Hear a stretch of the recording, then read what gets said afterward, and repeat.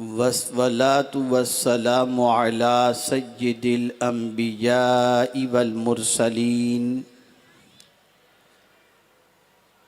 وعلى آله وأصحابه الطيبين الطاهرين أما بعد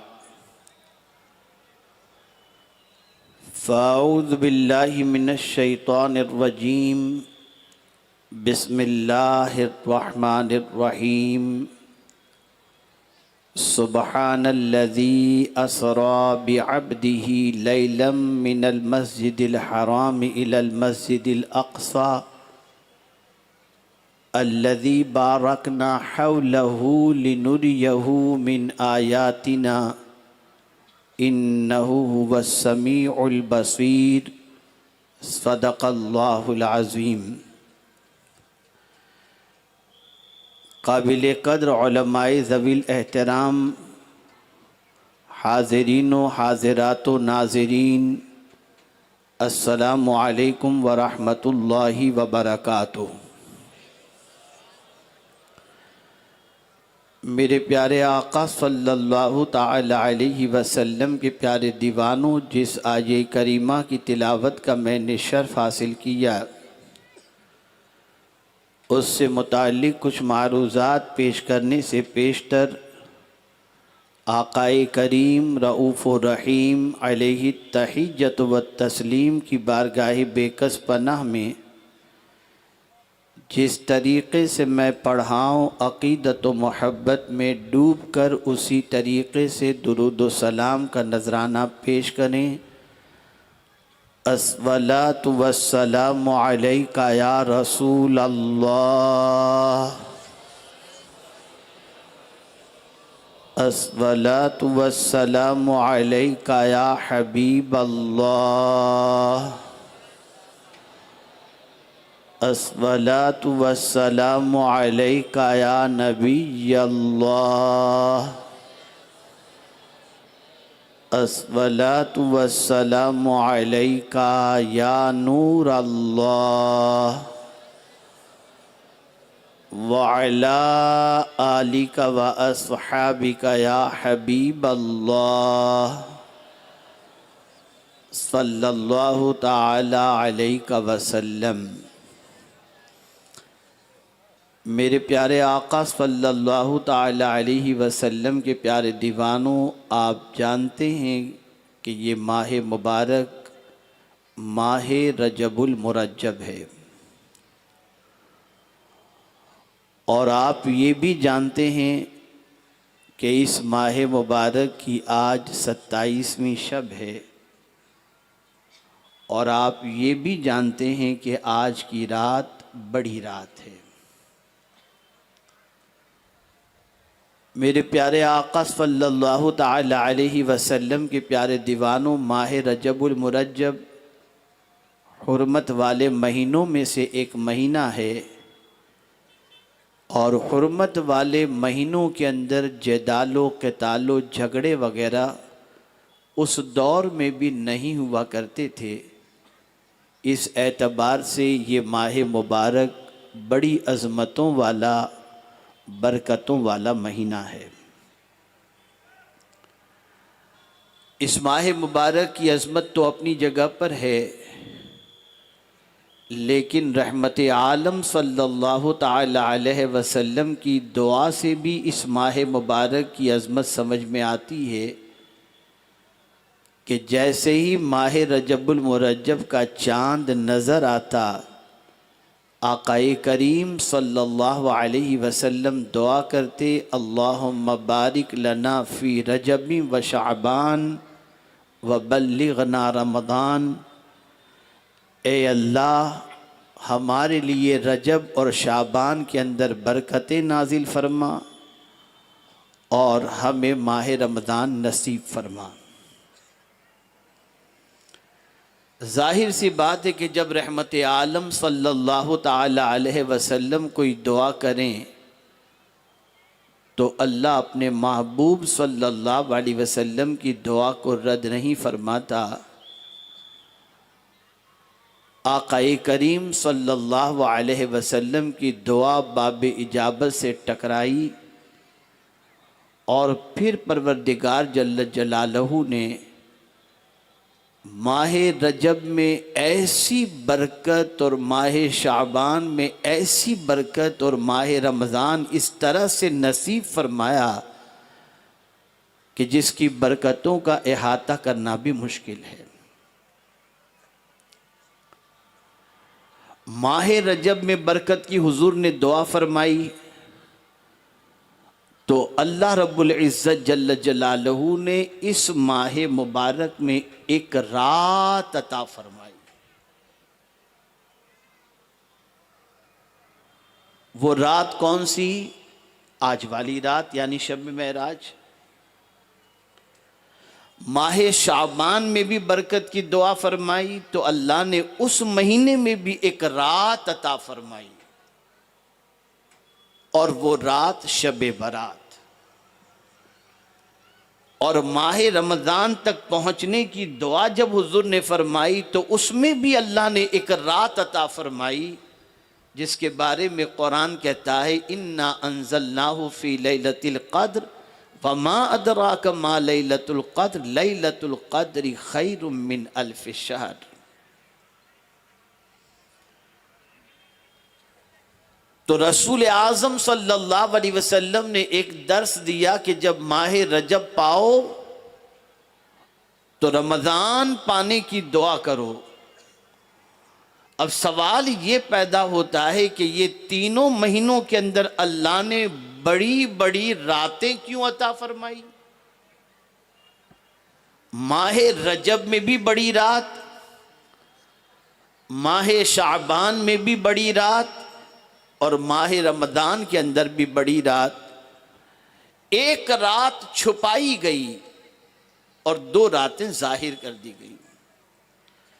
شب معراج ظاہر کر دی گئی، شب برات ظاہر کر دی گئی، اور لیلۃ القدر کو چھپایا گیا۔ سوال یہ پیدا ہوتا ہے کہ یہ بڑی راتیں اللہ نے کیوں عطا فرمائی؟ تو وجہ یہ ہے کہ ان بڑی راتوں میں امت کی بڑی بڑی باتیں پوری ہو جائیں اور ان کی بگڑی بن جائے، اللہ تعالیٰ نے اس لیے بڑی راتیں عطا فرمائیں۔ کوئی اندازہ نہیں لگا سکتا ان راتوں کا۔ نہ شب معراج کی عظمت کا کوئی اندازہ لگا سکتا ہے، نہ شب برات کی عظمت کا کوئی احاطہ کر سکتا ہے، اور نہ شب قدر کا کوئی احاطہ کر سکتا ہے۔ یہ کتنی برکت والی رات ہے۔ میرے پیارے آقا صلی اللہ تعالی علیہ وسلم کے پیارے دیوانوں، آج کی رات سے متعلق صرف ایک فضیلت میں آپ کے سامنے رکھوں گا تو مجھے یقین ہے کہ انشاءاللہ العظیم آج کی رات کو آپ ضائع نہیں کریں گے، بلکہ رب قدیر جل جلالہ کی بندگی میں گزارنے کی کوشش کریں گے۔ مجھے یہ بتائیے، عرفات کے میدان میں حضرت آدم علیہ السلام اور حضرت حوا رضی اللہ تعالیٰ عنہ کی ملاقات ہوئی۔ اب حج کس کو کہتے ہیں؟ تو فرمایا گیا حج کیا ہے؟ عرفہ ہی ہے۔ اگر کوئی شخص مینا میں بھی قیام کر لے، مزدلفہ میں بھی قیام کر لے اور وقوف عرفہ نہ کرے تو اس کا حج نہیں ہوتا۔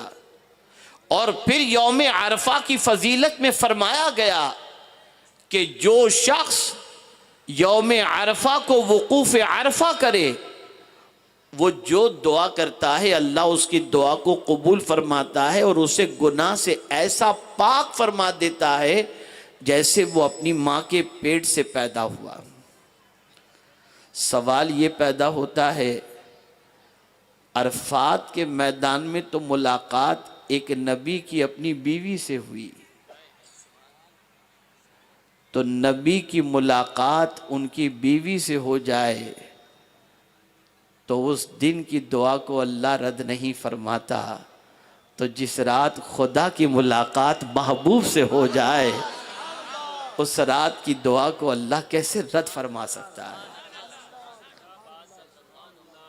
اس سے آپ اندازہ لگا سکتے ہیں کہ آج کی رات کتنی اہم رات ہے۔ دنیا کا انسان سفر کرتا ہے تو اپنا سفر نامہ خود لکھتا ہے، مرید لکھتے ہیں، شاگرد لکھتے ہیں، اور پھر وہ سفر نامہ لائبریری کی زینت بن جاتا ہے۔ کبھی کبھی کوئی اٹھا کر کے اسے پڑھ لیتا ہے، لیکن اگر 70 سال پہلے کوئی سفر حج کے لیے گیا ہو اور اپنا سفر نامہ اس وقت اس نے لکھا ہو کہ یہاں یہ ہوتا ہے، یہاں یہ ہوتا ہے، یہاں یہ ہوتا ہے، آب زمزم کو کنویں سے نکال کر پیا جاتا ہے، اس سفر نامے کو پڑھ کر آج کا کوئی شخص مکہ مکرمہ پہنچ کر آب زمزم کے لیے چاہے زمزم تلاش کرے تو اسے کنواں نظر ہی نہیں آئے گا، لیکن اس کا سفر نامہ لائبریری میں پڑھا جاتا ہے۔ ایک بار کوئی پڑھتا ہے، 2 بار کوئی پڑھتا ہے، سفر نامہ مرید لکھتا ہے یا خود لکھتا ہے یا شاگرد لکھتا ہے۔ یا رسول اللہ، آپ کی عظمتوں پر قربان، یہ سفر معراج کتنا عظیم سفر ہے کہ آپ کے صحابی نے سفر نامہ نہیں لکھا، خود رب قدیر نے اس سفر نامے کو نازل فرمایا۔ اور یہ سفر نامہ رسول اعظم کے معراج کے سفر نامے کو ایسا نہیں کہ ایک بار پڑھا جاتا ہے، کسی جگہ پڑھا جاتا ہے، لائبریری میں پڑھا جاتا ہے، نہیں، بلکہ مسجد کے محراب میں بھی پڑھا جاتا ہے، درسگاہوں میں بھی پڑھا جاتا ہے، نماز کی حالت میں پڑھا جاتا ہے، حافظ قرآن بار بار پڑھتا ہے، عالم دین اس پر گفتگو فرماتے ہیں۔ پتہ چلا میرے مصطفیٰ کا سفر اتنا عظیم سفر تھا کہ اس سفر نامے کو کسی صحابی نے نہیں، خود رب قدیر جل جلالہ نے اس سفر نامے کو نازل فرمایا ہے۔ اس سے آپ اندازہ لگا سکتے ہیں کہ سفر کتنا اہم سفر ہوگا۔ تھوڑا سا سفر کا بیک گراؤنڈ بھی دیکھیں، سفر کیوں کروایا گیا، کیسے کروایا گیا۔ میرے پیارے آقا صلی اللہ تعالی علیہ وسلم کے پیارے دیوانوں، رحمت عالم نور مجسم فخر آدم و بنی آدم صلی اللہ تعالی علیہ وسلم، جناب ابو طالب کے انتقال کے بعد اور ام المؤمنین حضرت خدیجۃ الکبریٰ رضی اللہ تعالی عنہ کے وصال کے بعد تاجدار کائنات صلی اللہ تعالی علیہ وسلم کا ظاہری طور پر دفاع کرنے والے یہ 2 شخصیات جب اس دار فانی سے کچھ کر جاتی ہیں تو ظلم و ستم ڈھانے والوں کے لیے مواقع بے پناہ نصیب ہوتے ہیں، اور وہ سوچتے ہیں کہ اب محمد عربی صلی اللہ تعالی علیہ وسلم کو ستانے کے اندر کوئی درمیان میں رکاوٹ نہیں ہوگی۔ اللہ اکبر۔ اور رحمت عالم نور مجسم صلی اللہ علیہ وسلم روزانہ لوگوں کے سامنے دین کا پیغام لے کر کے جاتے، اور جواب میں پیغمبر رحمت صلی اللہ علیہ وسلم پر پتھروں کے اور لفظوں کے تیر برسائے جاتے۔ آقا کریم صلی اللہ علیہ وسلم کا قلب اطہر بہت مغموم ہوتا کہ میں ایک سچائی لے کر ان کے پاس جا رہا ہوں، لیکن اسے یہ قبول کرنے کے لیے تیار نہیں۔ آقا کریم صلی اللہ علیہ وسلم غمگین ہو جاتے، افسردہ ہو جاتے کہ دعوت حق قبول کرنے کے لیے تیار نہیں، اور دعوت قبول کرنے والوں کی تعداد بھی اتنی زیادہ نہیں تھی اس وقت کہ رسول اعظم صلی اللہ علیہ وسلم کے قلب اطہر کو کافی حد تک تسکین ہو۔ تو میرے مولا نے اپنے محبوب صلی اللہ علیہ وسلم کو جب مغموم دیکھا تو یہ بتانا چاہا، اے میرے محبوب، اگر زمین والے تمہاری دعوت کو قبول نہیں کرتے تو آؤ میں تمہیں بتاؤں، تمہاری محبت میں گرفتار معصوموں کی قطار لگی ہوئی ہے، ذرا آ کر دیکھو فرشتوں کو کہ وہ تم سے کتنی محبت کرتے ہیں اور ان کے اندر تمہاری محبت کا جذبہ کتنا موجود ہے۔ سیر کرائی۔ اب توجہ سے سماعت فرمائیں۔ سبحان الذی، پاک ہے وہ ذات جس نے رات کے مختصر سے حصے میں سیر کرائی۔ میرے پیارے آقا صلی اللہ تعالی علیہ وسلم کے پیارے دیوانوں، حضرت ام ہانی رضی اللہ تعالی عنہ کے یہاں سرکار صلی اللہ علیہ وسلم آرام فرما رہے تھے، حتیم کے قریب ہی آپ کا مکان تھا۔ حضرت جبریل امین علیہ الصلاۃ والتسلیم حاضر ہوئے، آقائے کریم صلی اللہ علیہ وسلم محو استراحت تھے، آرام فرما رہے تھے۔ حضرت جبریل امین علیہ الصلاۃ والتسلیم سوچتے ہیں سرکار کو جگاؤں تو کیسے جگاؤں، آقائے کریم صلی اللہ علیہ وسلم کے کو آواز دوں تو بے ادبی ہے، ہلاؤں تو بے ادبی ہے۔ ندا آتی ہے، یا جبریل قبل قدمیں، اے جبریل میرے محبوب کے دونوں قدموں کو چوم لو۔ جب حضرت جبریل امین علیہ الصلاۃ والتسلیم نے آقائے کریم صلی اللہ علیہ وسلم کے دونوں قدموں کا بوسہ لیا، آقائے کریم صلی اللہ علیہ وسلم نے آنکھ کھولی، نگاہوں کے سامنے جبریل امین کو دیکھا۔ حضرت جبریل امین نے سلام عرض کیا، اور سلام عرض کر کے رب کا پیغام پہنچاتے ہیں، ان اللہ اشتاق الی لقائک یا رسول اللہ، کہ بے شک اللہ آپ سے ملنے کا مشتاق ہے اے اللہ کے رسول صلی اللہ علیہ وسلم۔ سرکار صلی اللہ علیہ وسلم بیدار ہوئے، وضو فرمایا۔ تھوڑی سی توجہ چاہوں گا، حضرت جبریل امین علیہ الصلاۃ والتسلیم نے سرکار صلی اللہ علیہ وسلم کے سینے مبارک کو چاک کیا، اور پھر حضور صلی اللہ علیہ وسلم کے قلب اطہر کو نکالا، اور پھر اس قلب اطہر کو غسل دیا۔ کچھ چیزیں قلب اطہر سے نکالیں، کچھ چیزیں قلب اطہر میں رکھیں، اور قلب اطہر کو حضرت جبریل امین علیہ الصلاۃ والتسلیم نے غسل دیا۔ اب یہ جملہ میرا ذہن کے اندر محفوظ کر لیں، جہاں کے اندر کوئی دل ایسا نہیں جو مصطفیٰ پیارے کے دل سے زیادہ صاف ستھرا ہو، سب سے زیادہ پاک آقائے کریم صلی اللہ علیہ وسلم کا دل۔ اب ہم لوگوں کا حال کیا ہے؟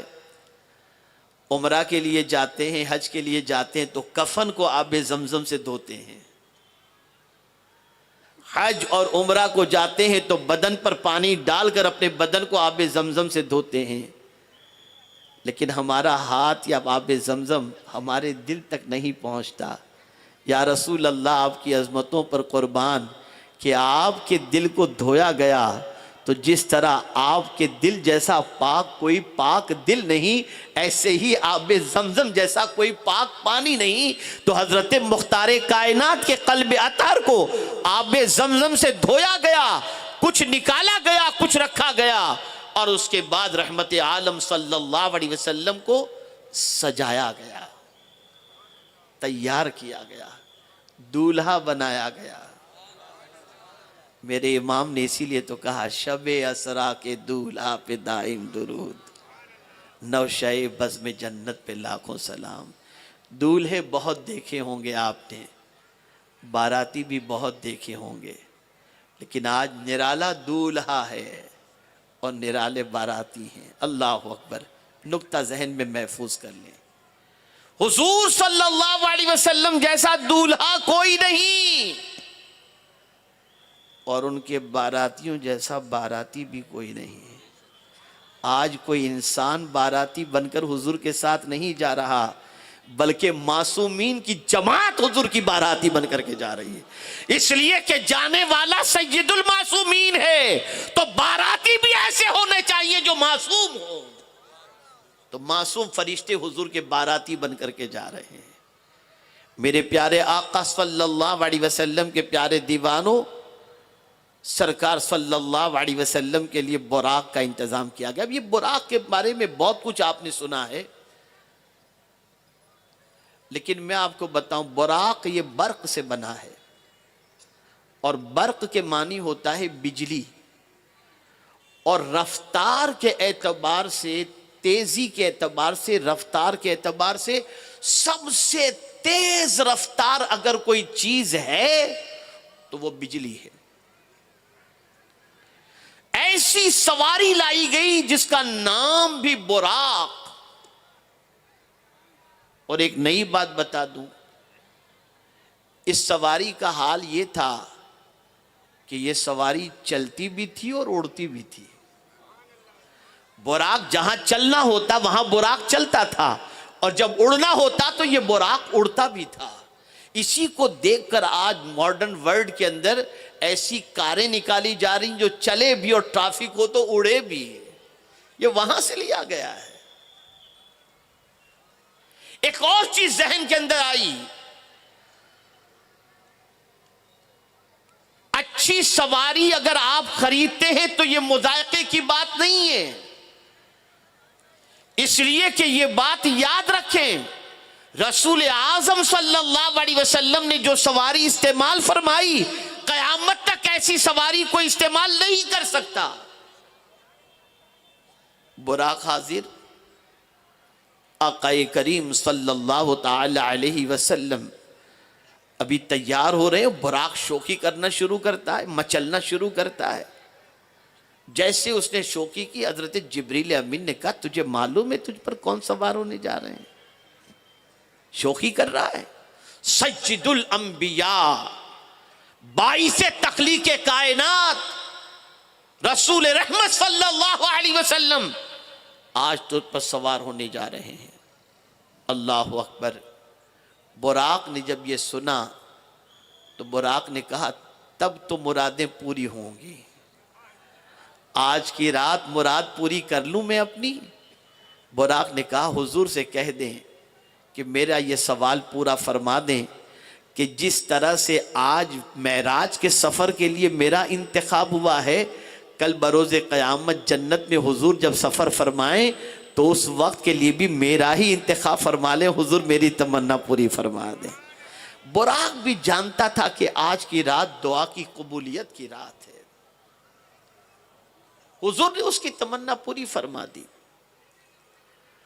آقا کریم صلی اللہ تعالی علیہ وسلم براق پر سوار ہوئے، اور میرے پیارے آقا صلی اللہ علیہ وسلم کے پیارے دیوانوں، ہماری نگاہیں جہاں تک پہنچتی ہیں براق کا ایک قدم اٹھتا تھا اور وہاں دوسری جگہ وہاں پہنچتا تھا جہاں ہماری نگاہیں ختم ہوتی ہیں.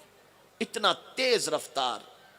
بلکہ اگر یہ کہوں تو غلط نہ ہوگا کہ پلک کے جھپکتے براق مسجد حرام سے مسجد اقصی تک پہنچ گیا. پلک کے جھپکتے. میرے پیارے آقا صلی اللہ تعالی علیہ وسلم کے پیارے دیوانوں، جب اللہ کے رسول صلی اللہ تعالی علیہ وسلم مسجد حرام سے مسجد اقصی پہنچے تو وہاں پہلے ہی سے انبیاء کرام، رسولان عظام، سارے انبیاء، سارے رسول وہاں پر تشریف فرما تھے. سرکار صلی اللہ علیہ وسلم نے اپنی سواری کو باندھ دیا، اذان ہوئی، اور اب سب کھڑے ہیں، حضرت آدم سے لے کر حضرت عیسیٰ تک علیہم الصلاۃ والسلام. اب وقت ہے مصلی امامت پر جانے کا. اتنے سارے انبیاء اور رسول کے اندر جب جماعت کا وقت آیا تو حضرت جبریل امین علیہ الصلاۃ والتسلیم نے میرے آقا کو مصلی پر آگے کر دیا. اللہ اکبر. آپ اندازہ لگائیں وہ کیسا منظر رہا ہوگا کہ آدم بھی پیچھے، نوح بھی پیچھے، ابراہیم بھی پیچھے، موسیٰ بھی پیچھے، عیسیٰ بھی پیچھے علیہم الصلاۃ والسلام. یہ سارے انبیاء اور رسول پیچھے تھے اور مصطفیٰ جان رحمت صلی اللہ علیہ وسلم امامت فرما رہے ہیں. آپ نے نماز ادا فرمائی، نماز پڑھائی، اور میرے پیارے آقا صلی اللہ علیہ وسلم کے پیارے دیوانوں، اس سفر کا انکار، یعنی مسجد حرام سے مسجد اقصی جسے اسراء کہا جاتا ہے، اگر اس سفر کا کوئی انکار کرے تو وہ اسلام سے خارج ہو جائے گا. یہ نص سے ثابت ہے. اب یہاں سے سفر آگے کی طرف کا ہے. اللہ اکبر، اللہ اکبر. کیا بتاؤں میں آپ کو، عشق میں ڈوب کر اگر کوئی سفر معراج کو پڑھے تو اپنی قسمت پر ناز کرے گا کہ ہم اتنے عظیم رسول کے امتی ہیں. آقا کریم صلی اللہ علیہ وسلم مسجد حرام سے مسجد اقصی تک اللہ نے حضور کو سیر کرائی. اور ایک بڑی پتے کی بات کرتا ہوں، مسجد اقصی سے آسمان کا راستہ قریب ہے، اسی لیے جتنے بھی سیٹلائٹ بھیجے جاتے ہیں وہ وہیں سے قریب پڑتا ہے، وہیں سے بھیجے جاتے ہیں. اس کو ذہن میں رکھیے آپ. اب حضرت جبریل امین علیہ الصلوۃ والتسلیم سرکار صلی اللہ علیہ وسلم کے ساتھ آسمانی دنیا کا سفر شروع کرتے ہیں. ابھی پہلے آسمان پر پہنچے، دروازہ بند. یاد رکھیں ہر آسمان کا دروازہ ہے اور دروازے پر کنڈی لگی رہتی ہے. دروازہ بند ہے آسمان کا. جبریل امین علیہ الصلوۃ والتسلیم نے دستک دی تو اندر سے آواز آتی ہے، کون؟ تو حضرت جبریل امین علیہ الصلوۃ والتسلیم نے فرمایا، جبریل. من معک یا جبریل، اے جبریل تمہارے ساتھ کون ہے؟ تو حضرت جبریل امین علیہ الصلوۃ والتسلیم نے فرمایا، محمد صلی اللہ علیہ وسلم. اتنا کہنا تھا کہ دروازہ خود سے کھل گیا اور مصطفیٰ جان رحمت صلی اللہ علیہ وسلم تشریف لے گئے. جواب ملا ہم کو، ذہن ملا ہم کو، اور وہ ذہن یہ ہے کہ نام محمد کی طاقت اتنی ہے کہ اگر اس نام کو دل سے لیا جائے تو اللہ تعالیٰ ہر دروازے کو کھول دیا کرتا ہے. ارے جب عاشق کے لیے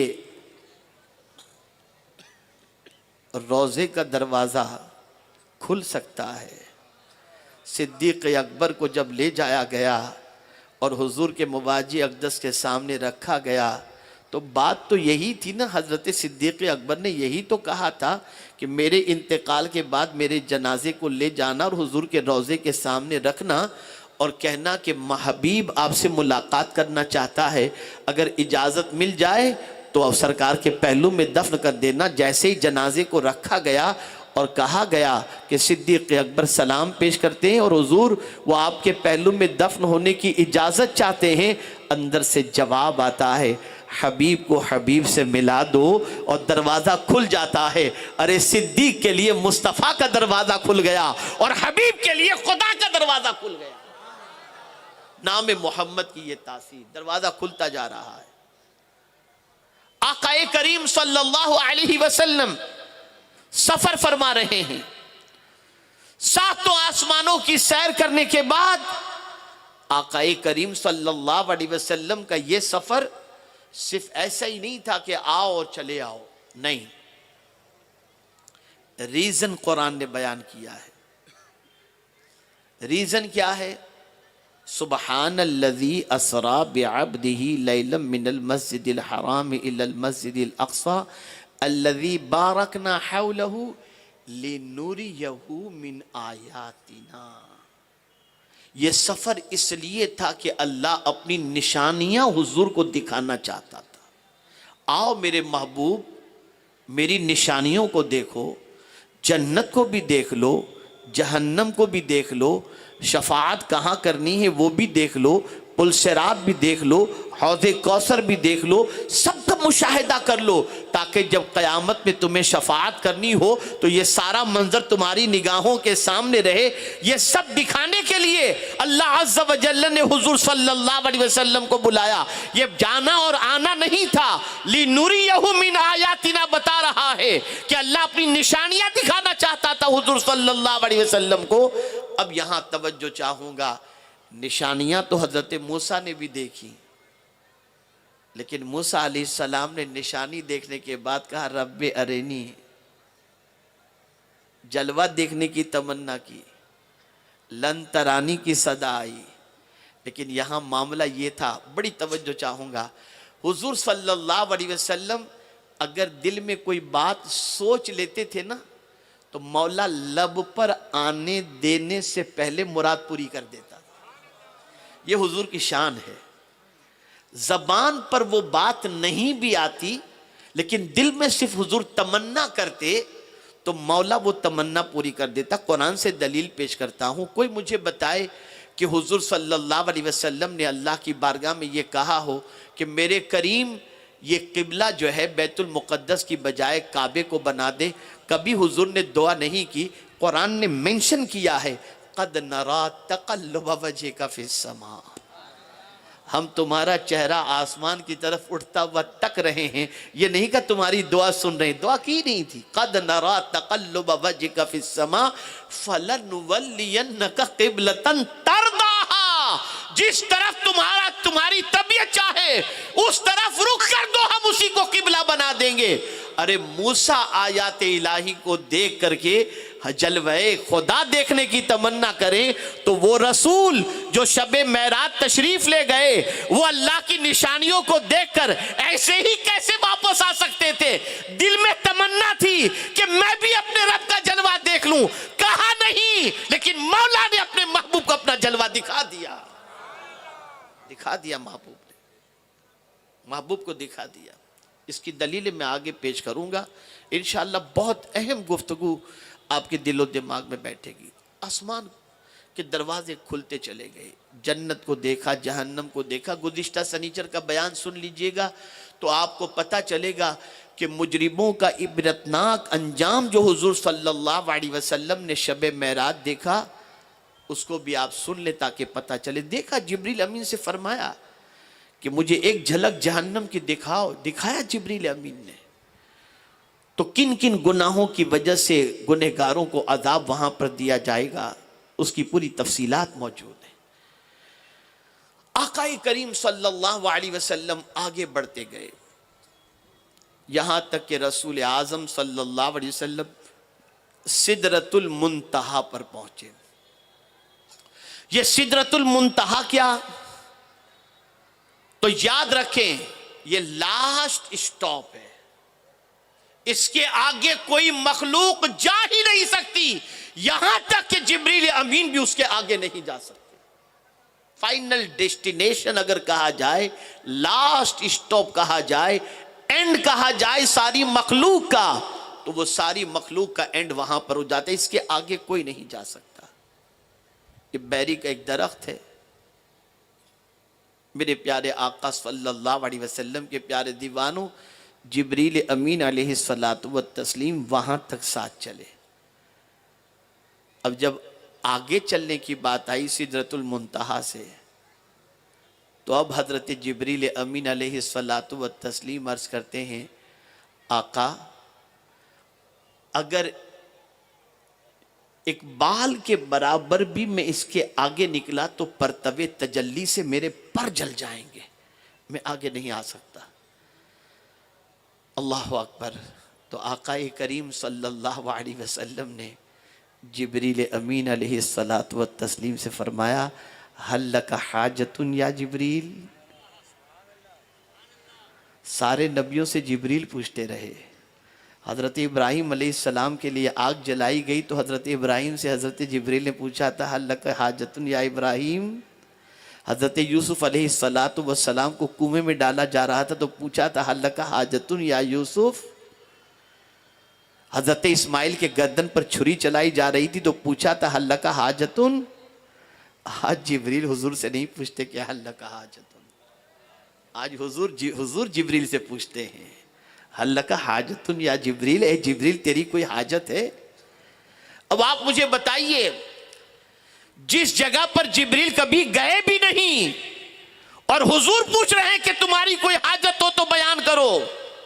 ایک نقطہ آپ کی سماعتوں کے حوالے کر رہا ہوں، آج کی رات کا بڑا سبق لے کر کے جانا.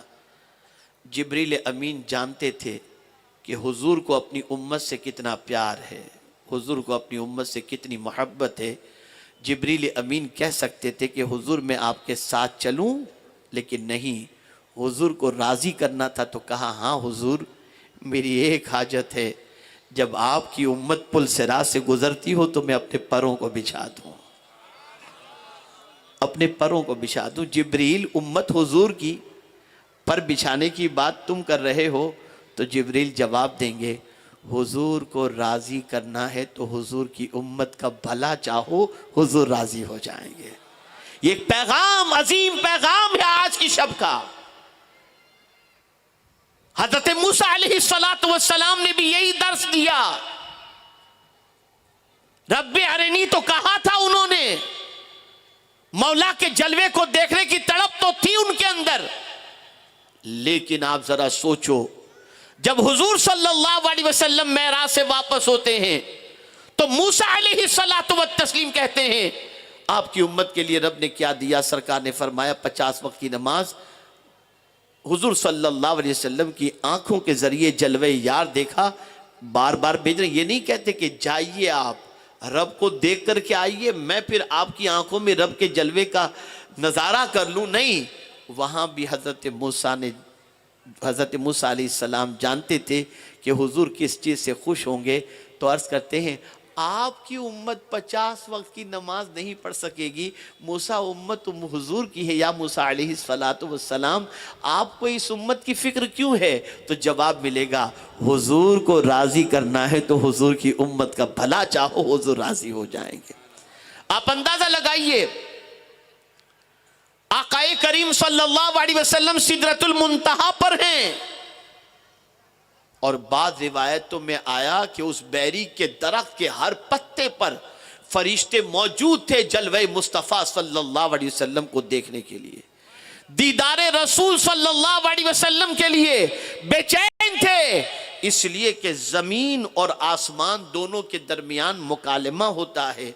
जमीन कहती है मैं अफजल हूं इसलिए कि मुझ में खजाने मौजूद हैं, मुझ में पानी मौजूद है, मुझ में सारे अनाज मौजूद हैं, मेरी अजमत बहुत बड़ी है। इस तरीके से जमीन जब कहती है तो आसमान भी कहता है देखो मुझ में बादल मौजूद हैं, मेरे पास किसी चीज की कमी नहीं, मैं ऊपर से बारिश नाजिल होती है। इस तरीके से आसमान ने चांद और सूरज का तस्करा किया, चांद मेरे पास है, सूरज मेरे पास है। तो फिर जमीन ने कहा इतना अकड़ मत है आसमान, तू जरा देख तो सही, काबा मेरे पास है, गुंबद खदरा मेरे पास है, मदीने के ताजदार मेरे पास हैं, तेरे पास क्या है? जब ये कहा जमीन ने कि मदीने के ताजदार मेरे पास हैं, अल्लाह अकबर, इतना सुनना था कि आसमान अल्लाह की बारगाह में अर्ज करता है मौला तू तो बेकरारों की फरियाद सुनता है। आज ज़मीन कह रही है कि हुजूर उसके पास हैं, मैं चाहता हूँ कि मेरे पास भी एक बार हुजूर आ जाएं तो मैं भी ज़मीन की बोलती बंद कर दूं। तो अल्लाह अज़्ज़ व जल्ल ने आसमान की तमन्ना पूरी फरमाने के लिए महराज करा दी कि मेरे महबूब तो आसमान की सैर कर ले ताकि मांगने वाले की झोली भर दी जाए और आसमान की भी तमन्ना पूरी कर दी जाए। सरकार तशरीफ ले गए और आप सोचें अब आगे का जो सफर है, अब बुराक साथ नहीं है, अब रफ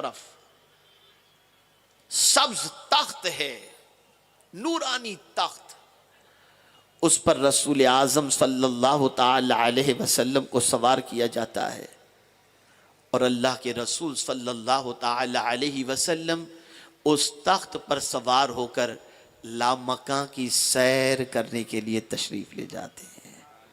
अल्लाह अकबर, जहां कोई नहीं पहुंच सकता वहां मुस्तफ़ा जान रहमत सल्लल्लाहु अलैहि वसल्लम पहुंचे। और आप जरा देखें आकाए करीम सल्लल्लाहु ताला अलैहि वसल्लम अल्लाह से इतने करीब हुए कि सूरह नज्म में है सुम्मा दना फतदल्ला फकान क़ाब क़ौसैन औ अदना, दो कमानों का फासला रह गया या उससे भी कम। अब तवज्जो चाहूंगा, माशाअल्लाह उलमा की एक बड़ी जमात यहां पर तशरीफ फरमा है, थोड़ी सी तवज्जो चाहूंगा। आप अगर कहीं सैर करने के लिए जाएं तो आपने पहाड़ देखा, आपने जो है नहरें देखी, आपने बागात देखे, तो आप कहेंगे क्या बागात थे, मैंने अपनी आंखों से बाग देखा। क्या कभी ऐसा भी हुआ कि बाग ने कहा हो, पहाड़ ने कहा हो, दरिया ने कहा हो ये मुझे देख के गया, बाग कहे मुझे देख के गया, पहाड़ कहा मुझे देख कर गया, नहरें कहे मुझे देख कर के गया? नहीं नहीं नहीं, देखने वाला खुद कहता है मैंने देखा। लेकिन जब मैं मुस्तफ़ा प्यारे की अज़मत को देखता हूँ तो मेरी अक्ल दंग रह जाती है। देखा हुजूर ने, कह रहा है खुदा ما کذب الفؤاد ما رأى. خدا کہہ رہا ہے افتمارونہ علی ما یرا وَلَقَدْ رَآهُ نُزْلَةً أُخْرَى عِنْدَ سِدْرَةِ الْمُنْتَهَى. آپ ذرا سوچو تو صحیح, جس کو حضور نے دیکھا وہ کہہ رہا ہے میرے محبوب نے دل سے دیکھا, اور جو میرے محبوب نے دیکھا اس کی دل نے تصدیق کر دی. پتا چلا جس کا جلوہ خواب میں دیکھا تھا اس کے جلوے کو حقیقت میں جب دیکھا تو دل نے تصدیق کر دی, یہ وہی ہے جس کو میں نے خواب میں دیکھا تھا. ما کذب الفؤاد, دل نے جھوٹ نہیں کہا, جو دیکھا تھا اس کو. میں حیران ہوں, یا اللہ دیکھے حضور اور جلوہ دکھانے والا خدا, اور خدا کہہ رہا ہے کہ میرے محبوب نے اس طرح سے مجھے دیکھا. پیار تو دیکھیے آپ, محبت تو دیکھیے اللہ کے رسول صلی اللہ علیہ وسلم سے, کہ جلوہ دکھانے والا خود کہہ رہا ہے کہ میرے محبوب نے میرا جلوہ اس طریقے سے دیکھا کہ نہ آنکھ جھپکی. اللہ اللہ, میرے پیارے آقا صلی اللہ تعالی علیہ وسلم کے پیارے دیوانوں, اللہ کے رسول صلی اللہ تعالی علیہ وسلم جب قریب ہوئے اپنے رب سے تو پھر التحیات للہ والصلوات والطیبات, جواب میں آیا السلام علیکہ ایھا النبی ورحمۃ اللہ وبرکاتہ. پھر حضور صلی اللہ علیہ وسلم نے کہا السلام علینا وعلی عباد اللہ الصالحین. یہ ہو گیا. پھر سرکار کو اپنی امت یاد آئی, رب آج کی رات تو میں تیری بارگاہ میں حاضر ہو کر تیرا جلوہ دیکھ لیا, میری معراج تو ہو گئی, میرے امتیوں کی معراج کیا ہے, میرے امتیوں کی معراج کیا ہے. تو آج ہی کی رات اللہ نے ہمیں نماز کا تحفہ عطا فرمایا, اور حضور صلی اللہ علیہ وسلم نے فرمایا الصلاۃ معراج للمؤمنین, نماز مومنوں کی معراج ہے. اے رسول اعظم صلی اللہ علیہ وسلم کے دیوانوں, آقائے کریم صلی اللہ تعالی علیہ وسلم کے جانے کا سفر جتنا خوشگوار ہے ویسے ہی واپسی کا سفر بھی اتنا ہی خوشگوار ہے. بڑا عظیم سفر واپسی کا بھی رہا.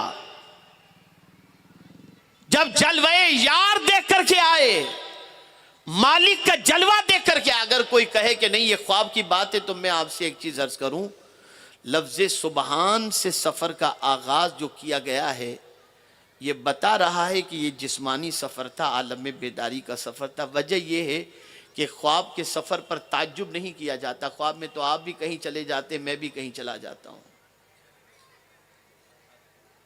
لفظ سبحان بتا رہا ہے کہ یہ تعجب کے لیے ہے, یعنی اتنا تعجب کہ اللہ اکبر, رات کے مختصر سے حصے میں اتنا لمبا سفر.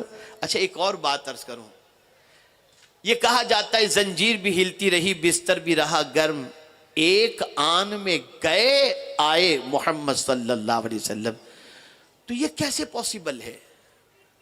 تو کیا چاند رک گیا تھا, سورج رک گیا تھا؟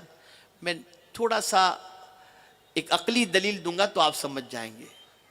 جب کوئی تیز سواری نکلتی ہے نا تو ساری سواریوں کو روک دیا جاتا ہے, اور کوئی خاص نکلنے والا ہوتا ہے تب بھی ساری سواریوں کو روک دیا جاتا ہے. آپ دیکھتے ہوں گے کسی منسٹر کی گاڑی گزرنے والی ہو تو پہلے سے سب کو روک دیا جاتا ہے, رک جاؤ ان کو گزر جانے دو. اسی طریقے سے راجدھانی ایکسپریس اگر گزرنے والی ہو نا تو پہلے روک دیا جاتا ہے, فاٹک بند کر دی جاتی ہے, رک جاؤ تم وہیں رکے رہو, تیز سواری جا رہی ہے. ارے یہ سب تم دنیا میں روز دیکھتے ہو, حضور کے سلسلے میں کیوں اتنا سوچتے ہو؟ سرکار جب گئے تو سب سفر کرنے والوں کے سفر کو اللہ نے روک دیا اور کہا آج سب رک جاؤ, سب سے عظیم مسافر میری بارگاہ میں آ رہا ہے. سب کو روک دیا گیا, سب اپنی اپنی جگہ پر روک دیے گئے. آج کوئی اور نہیں آ رہا, جس کے لیے سب کچھ پیدا کیا گیا وہ میرا محبوب آج میری بارگاہ کے اندر آ رہا ہے. سب کے سفر کو اسٹاپ. آپ دیکھتے ہوں گے جب سگنل ہوتا, جب آپ دیکھتے ہوں گے کہ فاٹک بند ہوتی ہے نا تو اس وقت کیا ہوتا ہے آپ جانتے ہیں؟ تانگا بھی کھڑا ہے, بائک والا بھی کھڑا ہے, ماروتی والا بھی کھڑا ہے, ہر کوئی کھڑے رہ جاتے, سب کو روک دیا جاتا ہے. کوئی نہیں جائے گا، کوئی نہیں جائے گا۔ نادانو، یہ سب کچھ دنیا کے اندر روزانہ دیکھتے ہو، پھر بھی تمہیں عقل نہیں آتی۔ اے رسول اعظم صلی اللہ علیہ وسلم کے دیوانوں، ایک اور بات عرض کروں، تاجدار کائنات صلی اللہ علیہ وسلم کو سفر معراج سے پہلے بہت دبایا گیا، بہت دبایا گیا۔ شب ابی طالب کے اندر 3 سال تک حضور صلی اللہ علیہ وسلم کا سوشل بائیکاٹ کیا گیا۔ بہت عظیم ذہن آپ کو میں عطا کر رہا ہوں، جب بھی حق کو بہت دبایا جاتا ہے اور سچ کو جب بہت ہی دبایا جاتا ہے اور سچ اور حق کا تعلق رب سے ٹوٹتا نہیں، تو پھر رب ایسی بلندی عطا کرتا ہے کہ اس کا مقابلہ دنیا کی کوئی طاقت کر ہی نہیں سکتی۔ حضور کو جتنا دبایا گیا، مولا نے اتنا ہی حضور کو اٹھایا، اتنا اٹھایا، اتنا اٹھایا کہ اس بلندی تک قیامت تک کوئی دوسرا پہنچ ہی نہیں سکتا۔ تو بتا دیا گیا کہ حضور صلی اللہ علیہ وسلم نے جو اپنی محبت کا ذکر کیا تھا کہ ان صلاتی و نسکی و محیای و مماتی للہ رب العالمین، کہ بے شک میری نماز، میری قربانی، میرا جینا، میرا مرنا، یہ سب کچھ اللہ رب العالمین کے لیے ہے۔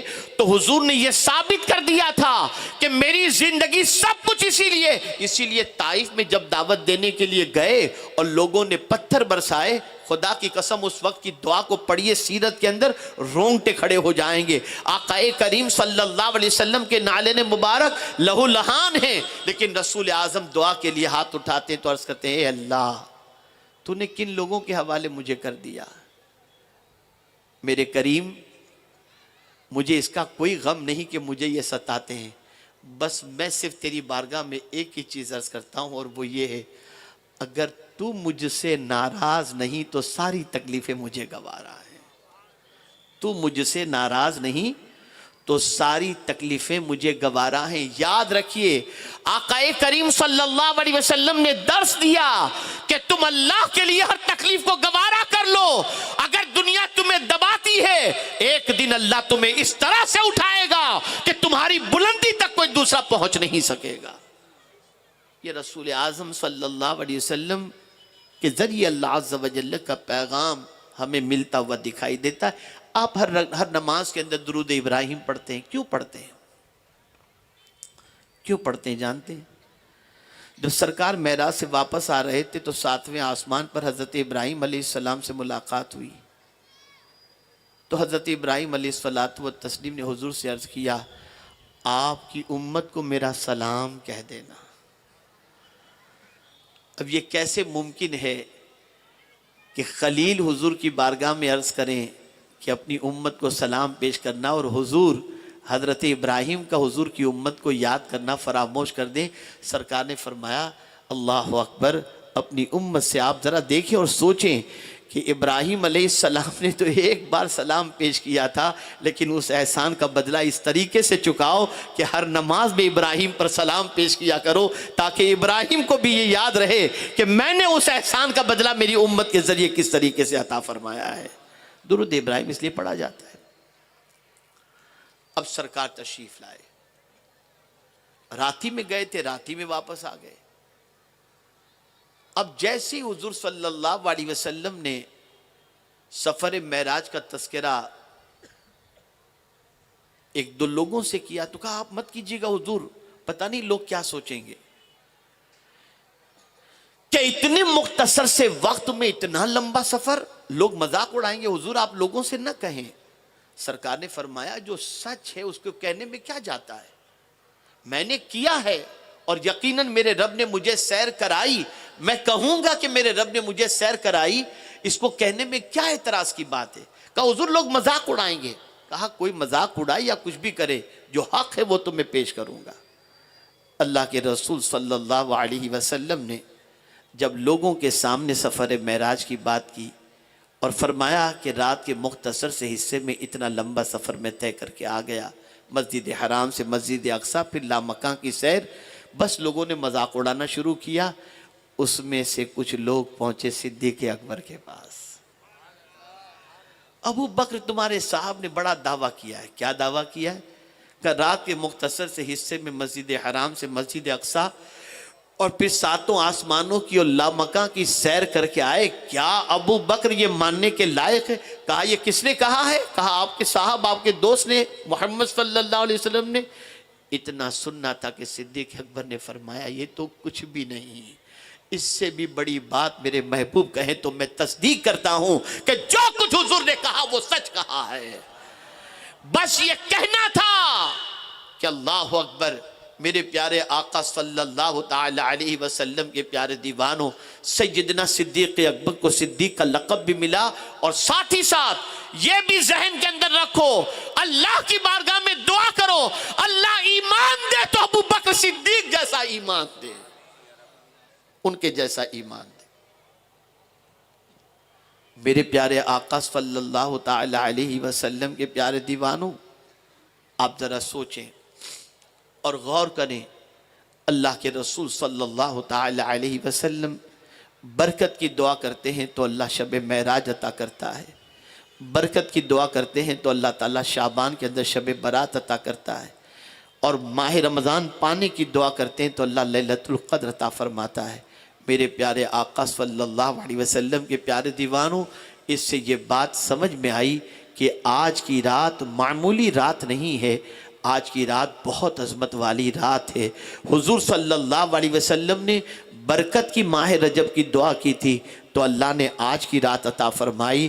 اور یہ رات دعا کی قبولیت کی رات ہے، توبہ کی قبولیت کی رات ہے، مغفرت کی رات ہے. اور ساتھ ہی ساتھ میرے پیارے آقا صلی اللہ علیہ وسلم کے پیارے دیوانوں، اللہ کی بارگاہ سے تحفہ حاصل کرنے کی رات ہے. یہ جو ہم نماز پڑھتے ہیں، یہ نماز کا تحفہ اللہ عز و جل نے آج ہی کی رات اپنے محبوب صلی اللہ علیہ وسلم کی وساطت سے ہمیں عطا فرمایا.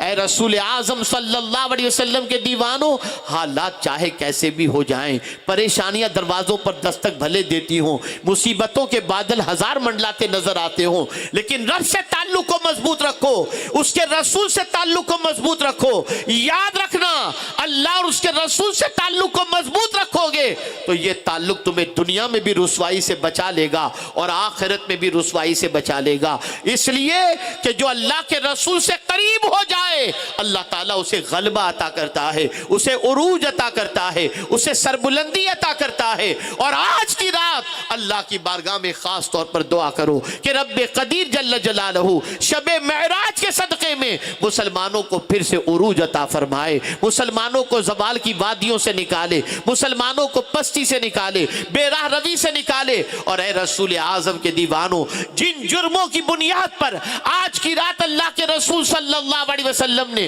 لوگوں کو عذاب کے اندر گرفتار دیکھا تھا، ان جرموں سے اللہ ہمیں بچنے کی توفیق عطا فرمائے. اور جن نیکیوں کے ذریعے اللہ کے رسول نے جنت کے اندر اپنے غلاموں کا مشاہدہ فرمایا تھا، ان نیکیوں کی اللہ ہمیں توفیق عطا فرمائے. میرے پیارے آقا صلی اللہ علیہ وسلم کے پیارے دیوانوں، ہم نے بڑے دن ضائع کر دیے، ہم نے بڑی راتیں ضائع کر دی، ہم نے قرآن مقدس کی برکتوں کو ضائع کر دیا، ہم نے مسجدوں کی عظمتوں کو پامال کر دیا. آپ ذرا سوچو تو صحیح، اللہ نے مسجد کے شکل کے اندر ہمیں روئے زمین پر جنت عطا فرمائی، ہم جنت میں جانے کو تیار نہیں. قرآن جیسا عظیم دستور حیات عطا فرمایا، اس سے رہنمائی حاصل کرنے کے لیے تیار نہیں. مصطفیٰ پیارے جیسا عظیم رسول عطا فرمایا، ان کی اطاعت کرنے کے لیے تیار نہیں. ہم نے اپنی زندگی کو بے راہ روی کی طرف ڈال دیا. ہم اپنی زندگی کی کامیابی کے سلسلے میں اگر راستہ تلاش کرتے ہیں تو سیریل کے اندر تلاش کرتے ہیں، کسی اور کی زندگی سے تلاش کرتے ہیں. نہیں، دنیا اور آخرت میں تمہیں کامیابی چاہیے تو راستہ تلاش کرنا چاہتے ہو تو قرآن سے تلاش کرو، مدینے کے تاجدار صلی اللہ علیہ وسلم کے فرامین سے تلاش کرو. انشاءاللہ العظیم تمہاری دنیا بھی سنور جائے گی اور تمہاری آخرت بھی سنور جائے گی. رسول اعظم صلی اللہ علیہ وسلم نے ہمیں کہیں فراموش نہیں کیا. اتنے عظیم سفر پر گئے تو بھی اپنی امت کو یاد رکھا. اسی لیے میرے امام کہتے ہیں جو نہ بھولا ہم غریبوں کو رضا، یاد اس کی اپنی عادت کیجئے. اٹھتے بیٹھتے مصطفیٰ کا ذکر کرو، سرکار پر درود و سلام پیش کیا کرو. میں کہتا ہوں اس آخری بات پر میں اپنی گفتگو کو ختم کرتا ہوں، سن لو، پہلے کی مائیں جس طریقے سے رات کو سونے سے پہلے اپنے بچوں کو نبی کی سیرت سنایا کرتی تھی، نبی کی زندگی سنایا کرتی تھی، پھر وہی دور زندہ کرو۔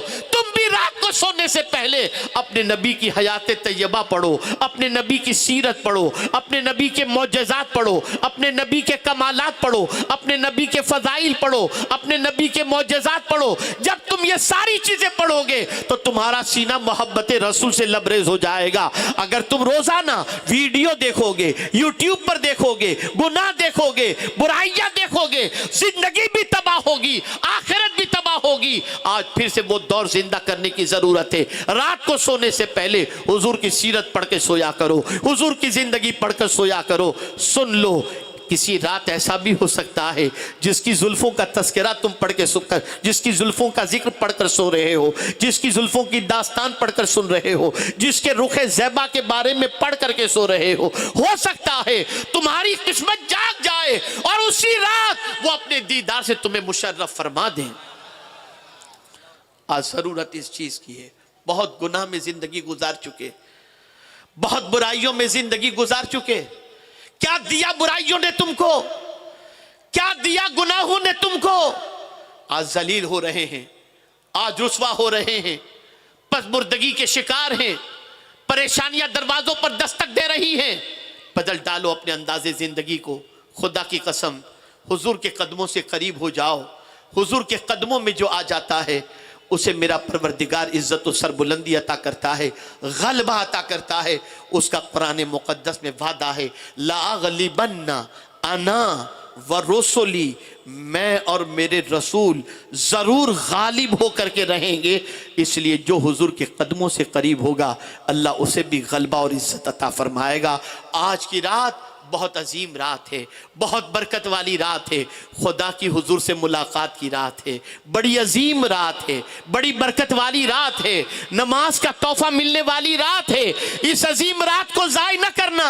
زندگی کے کیے ہوئے سارے گناہوں سے آج کی رات سجدے میں جا کر توبہ کر لینا، آنسوؤں کی سوغات پیش کر دینا، رب کی بارگاہ میں رو رو کر عرض کرنا، مولا ہماری پستی کی وجہ یہ ہے کہ ہم نے تیری بارگاہ میں سر جھکانا چھوڑ دیا، تیری بتائی ہوئی راہ پر چلنا چھوڑ دیا، ہم پلٹ آ رہے ہیں تیری طرف، ہم آ رہے ہیں تیرے حبیب کی طرف، مولا ہمیں قبول فرما لے۔ سچے دل سے توبہ کر لیں گے، استغفار کر لیں گے، رسول رحمت صلی اللہ علیہ وسلم کی ملاقات کا واسطہ پیش کریں گے، اللہ تعالیٰ کھویا ہوا وقار بھی عطا کر دے گا، کوئی بھی عزت بھی عطا کر دے گا، سربلندی بھی عطا کر دے گا۔ سب سے بڑی بات یہ ہے کہ آپ ذرا سوچیں، بندہ خدا سے کس وقت سب سے زیادہ قریب ہوتا ہے؟ جب وہ سجدے میں جاتا ہے، اللہ سے قریب ہو جاتا ہے۔ یہ سجدے کا تحفہ حضور لے کر کے آئے، تاکہ حضور تو بنفس نفیس مولا سے قریب ہو گئے تھے، حضور نے چاہا امت بھی قریب ہو جائے تو یہ نماز کا تحفہ لے کر کے آئے۔ نماز کی پابندی کرو، ایک وقت کی نماز جان بوجھ کر قضا نہ کرو۔ حضور صلی اللہ علیہ وسلم کو جس طریقے سے قرآن نے ماننے کے لیے کہا ہے اس طریقے سے مانو، بے مثل مانو، بے مثل مانو، بے مثل مانو۔ ان کے جیسا کوئی دوسرا اللہ نے پیدا نہیں فرمایا۔ وہ نور کے اندر بھی ایسے نور تھے جس کی کوئی انتہا نہیں، اور بشر کے اعتبار سے سید البشر تھے۔ اللہ اکبر۔ جہاں سید الملائکہ حضرت جبریل امین جو نوری مخلوق ہیں وہ آگے نہ جا سکتے ہوں کہ پرتو تجلی سے پر جل جائیں، وہاں سے آگے مصطفیٰ جا کر بتا دیے جہاں نوری مخلوق دم توڑ دیتی ہے وہاں سے نور مصطفیٰ آگے بڑھتا دکھائی دیتا ہے۔ بشر مصطفیٰ صلی اللہ علیہ وسلم، سید الانبیاء صلی اللہ علیہ وسلم آگے بڑھتے ہوئے دکھائی دیتے ہیں۔ اے رسول اعظم کے دیوانوں، آج کی رات توبہ کر لو، جو مانگو گے حضور کے صدقے میں اللہ آج کی رات عطا فرمائے گا۔ اللہ رب العزت جل جلالہ آقا کریم رؤوف الرحیم علیہ تحیت و تسلیم کے صدقہ و طفیل ہم سب کی حاضری کو اپنی بارگاہ میں قبول فرمائے، اور رب قدیر آج کی رات کی برکتوں سے پوری دنیا کے مسلمانوں کو مالا مال فرمائے۔ پھر پھر وہ دن آئیں کہ بیت المقدس بھی آزاد ہو جائے اور اللہ عز و جل بڑی آزادی کے ساتھ اور بڑی خوشی کے ساتھ ہمیں بیت المقدس میں صدقے کی توفیق نصیب فرمائے اور صدقے کا موقع عطا فرمائے۔ رب قدیر جل جلالہ آقا کریم صلی اللہ علیہ وسلم کی محبت میں مجھے بھی زندہ رکھے، آپ کو بھی زندہ رکھے، ہم سب کو زندگی دے تو محبت رسول میں، اور موت بھی دے تو محبت رسول میں۔ وما علینا الا البلاغ المبین۔ السلام علیکم ورحمۃ اللہ وبرکاتہ۔ تشریف رکھیے گا، کوئی جائیے گا نہیں۔ میں دیکھ رہا ہوں کہ پورا میدان پھول ہے اور باہر بھی کھڑے رہنے کی